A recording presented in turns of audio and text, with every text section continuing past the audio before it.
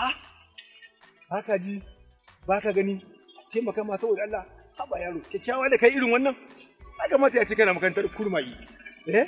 Amma ba za in taimaka ma, ina da canji ina jin.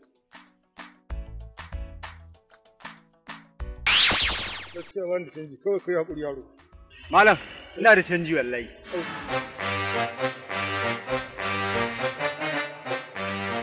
Yari abin da ka rubuta ne? Yawan kana jin?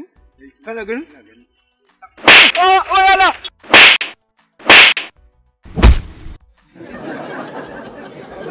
Ba gara ba ka zo ka shiga irin sana'armu ba, da Allah ka ci abinci da ya kamata.